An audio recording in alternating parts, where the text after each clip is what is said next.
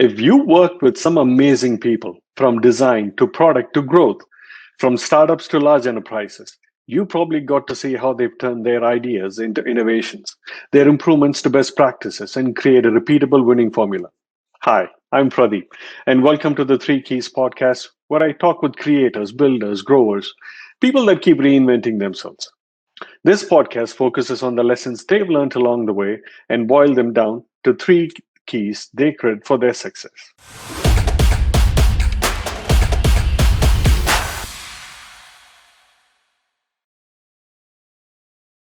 Hi, Lorena. Happy Wednesday.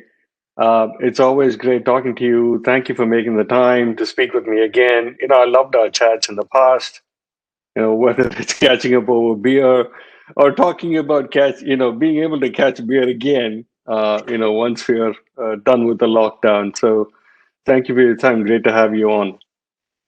Absolutely. I think the thanks goes to you, Pradeep, because I didn't realize, but we've known each other for a while now, and it's funny that you mentioned like catching up over beers, because I think being an introvert, I thought I was not gonna miss that piece, and now it's the thing that I miss the most. So the thanks goes to you to allow me this time to have important conversations about what I think your audience it's gonna enjoy.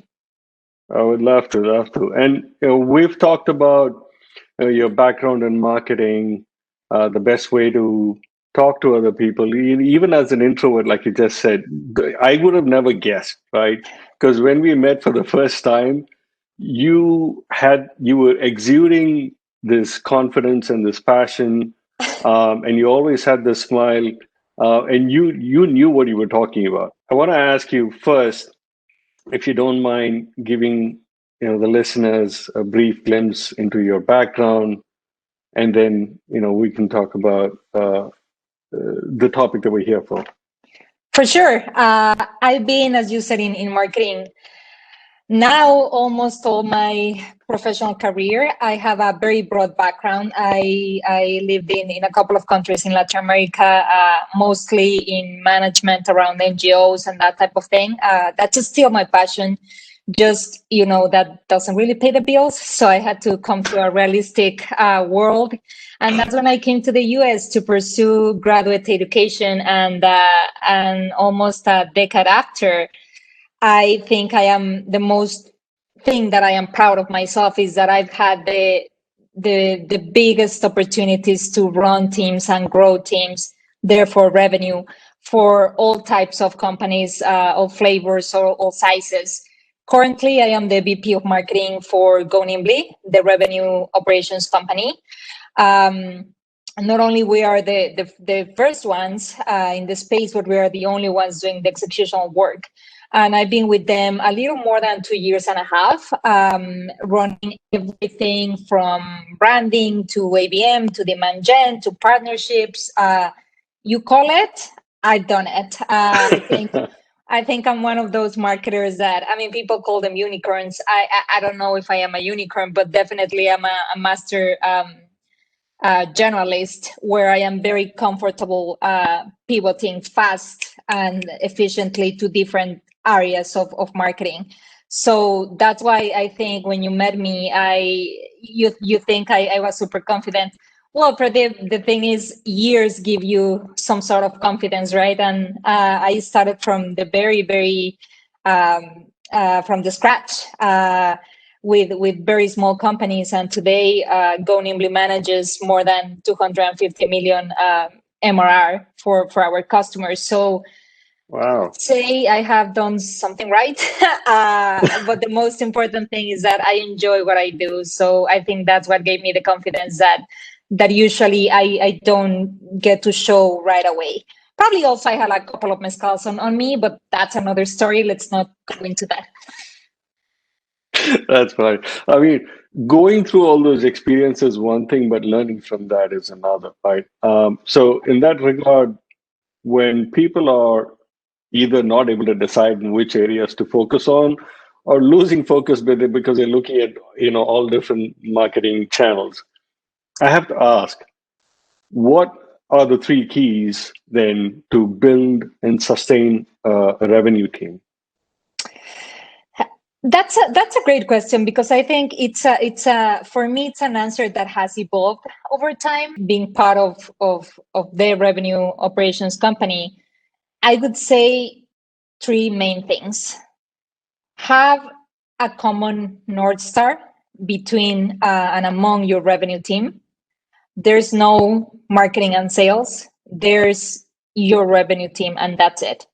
The second one would be effective meetings, not only with sales. I know I am in marketing by title or by nomenclature, but in reality, effective meetings, it's something that people don't talk about very often, because it's something that has existed since businesses are businesses. But I think now there's a new way to approach these meetings, and that's where everything starts, with the strategy and with having like good meetings, which we're going to talk about in a little bit. And lastly, I would say be hyper focused on having the right frameworks in order to achieve revenue expansion.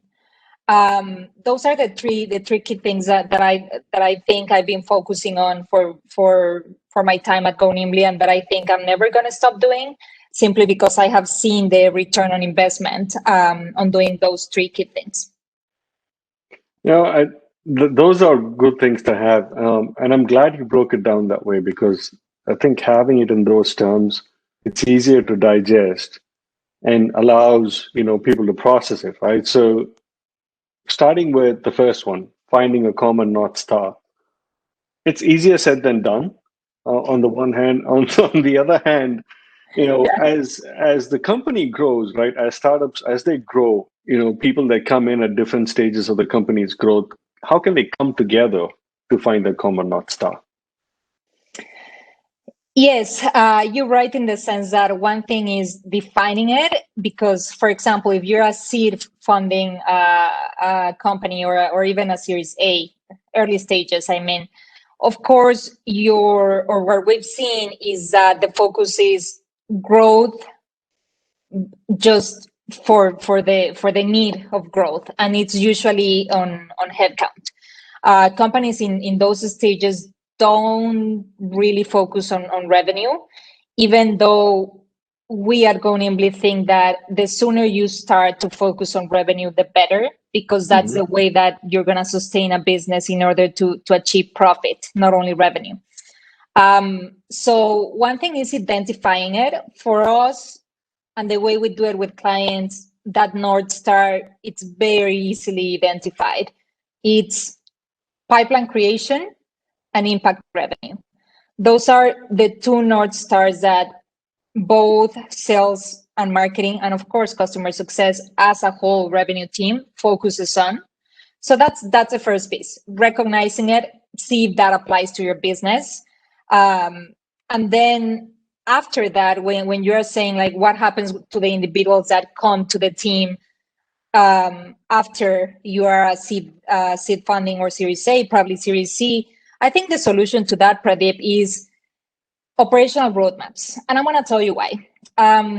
Having almost like living operational roadmaps are going to help the entire team to row in the same direction, regardless if you are new, regardless if you've been 8 years with the company, which, I mean, you don't see that often anymore. Yeah. But I think what it does, it simply creates certainty. When you have Mhm. certainty, you are able to reinforce that revenue North Star. And the thing is, when you don't have these, and when for example, let's talk incentives. Historically, marketing has been incentivated.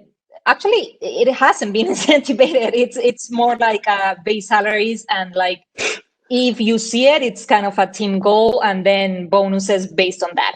But Uh-huh. sales and marketing have been having very different incentives, and therefore motivations in the teams. What this causes is what we call silos, which have existed since the world is world again.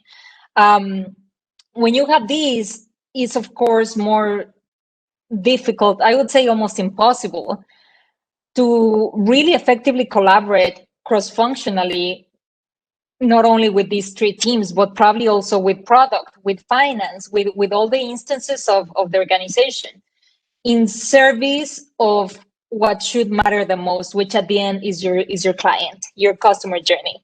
So I think I answer your question on the first identify it and then how to maintain it and how to really execute on that. Does that answer your question?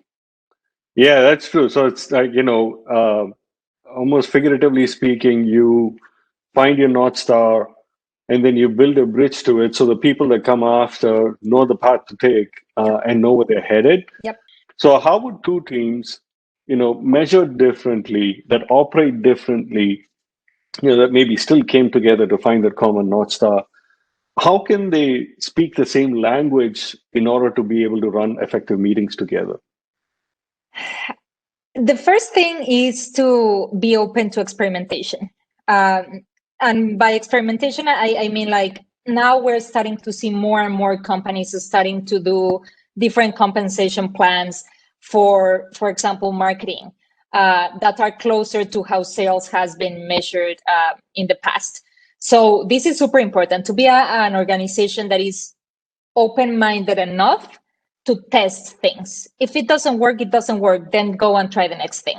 I'm talking specifically about meetings, how we call them, they are gapless meetings or action-based meetings. And what I mean by that is you have, regardless of how you are being incentivized or paid or like, what are your personal motivations to be in that company, the moment you hire someone, you need to make sure that that person is committed and understand what is the way that you run meetings. And this is pretty much having momentum-based meetings. I've always said to my team, if you come to a meeting to give me an update, use Slack. I don't need a meeting for you to come and tell me like, hey, update, this is going on. I don't need that because time is the most valuable thing that you have in this planet. So that's the first thing to have in your mind.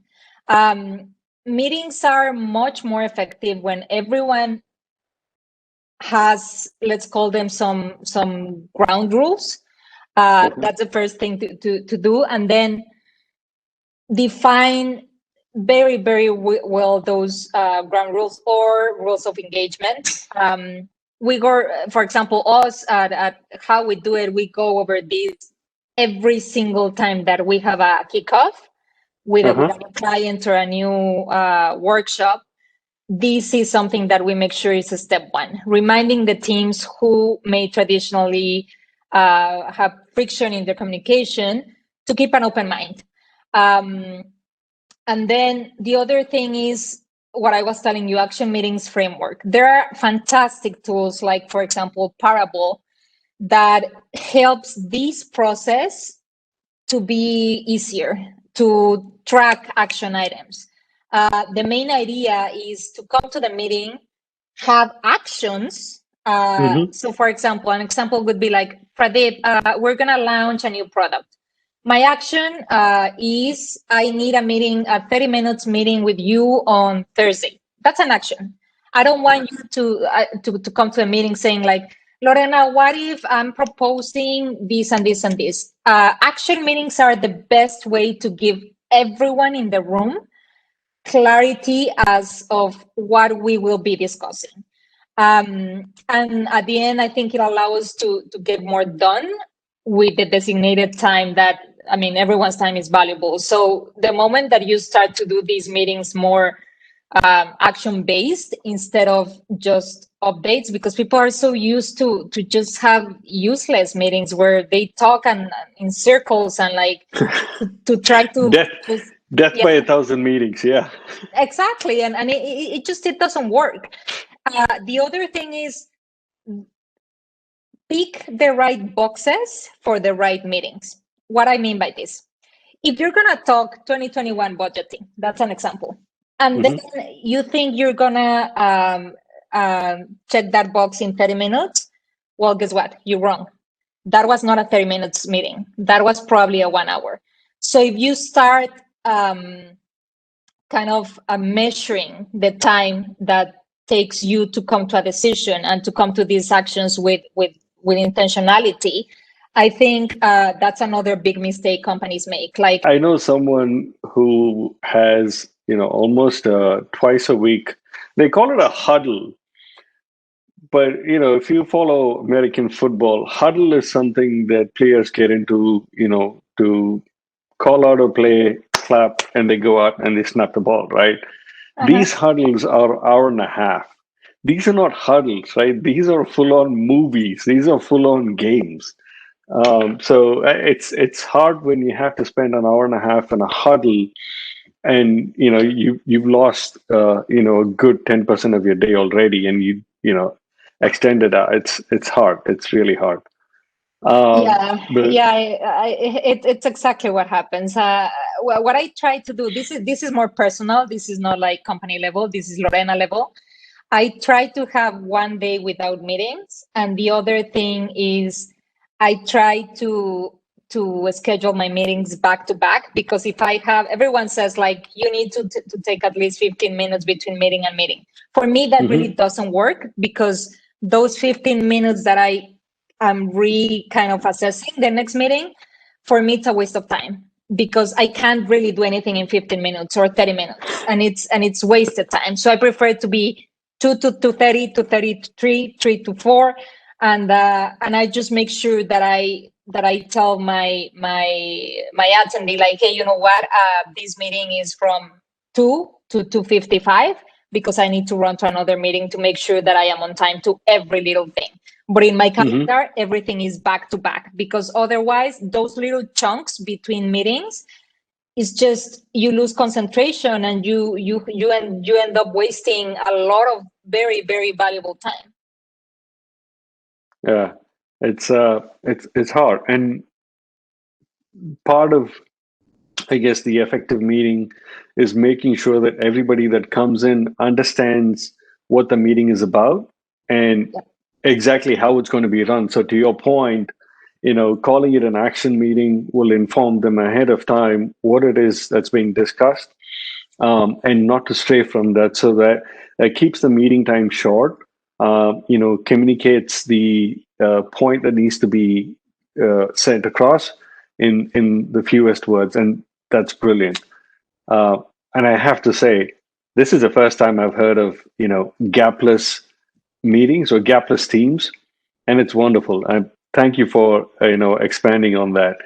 So it brings us to the third key, right? You found the North Star. You know how to run effective meetings. You're able to communicate with the team properly. But what sort of framework is required to then implement whatever was discussed in that meeting? Here is where, as a marketer, I need to put my kind of analytic kind of hat. Every single marketer has to be half creative, half Yeah. an analytic person, simply because that's the nature of the job. I think when it comes to frameworks, and like which ones are the right frameworks for your team, Hmm. this is a favorite answer for every company in Silicon Valley. It depends. And it does depend on It the does. size. It does, like, it's true. That's why Yeah. it's Who's your favorite. end customer? What's the makeup of your team? What's the message you're trying to convey? There are so many factors. So I mean, I laugh with you, but I Exactly, agree. exactly. Yeah. But it is true. It depends on your stage of funding. It depends on your revenue team, on the size of the sales team. For example, if you're scaling based on sales or marketing. So there's a bunch of factors.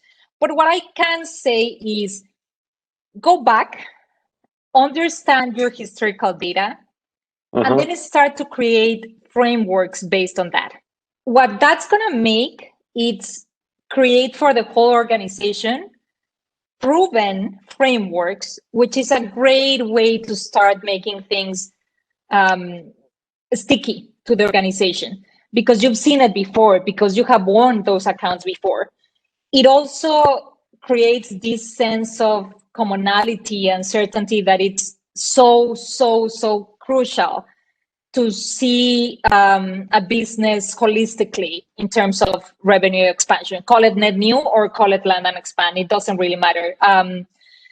The other thing is what we have seen that applies almost to every type of organization, at least on SaaS and PaaS, regardless of your funding stage, is a framework that we call 3VC.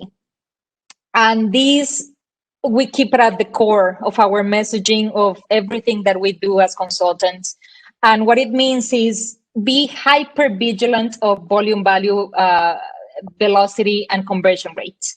Of course, if you are a seed funding company or Series A, probably you're going to want to focus on volume. If you are a Series C, V, IPO, probably you're going to want to focus on both conversion and value, because you want to squeeze those ACVs as much as you can. So again, it depends. But when you're starting an initiative, you should be able to say upfront which of these levers you will want to move. So if you are the head of sales or the head of marketing, or even better, the CRO, you need to be able to say, okay, this is our plan for 2021 in terms of ARR. What is going to take us to that number is one of these three, even though you're going to still be hyper vigilant of the other three metrics. This is going to ensure that you're always doing the work that will have more impact in the entire customer journey, and therefore kind of finding the revenue leakages across the entire customer journey. And then lastly, I think the other thing that we do successfully is what we call durability testing. Okay. And what this means, it's simply a method that we have proven with over 1,600 work streams. So it works. That's what I can say to your audience. It really does work.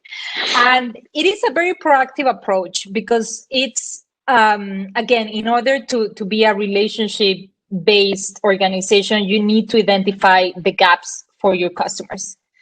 And there are many types of these durability tests. Yeah. You have to always go in knowing your baseline.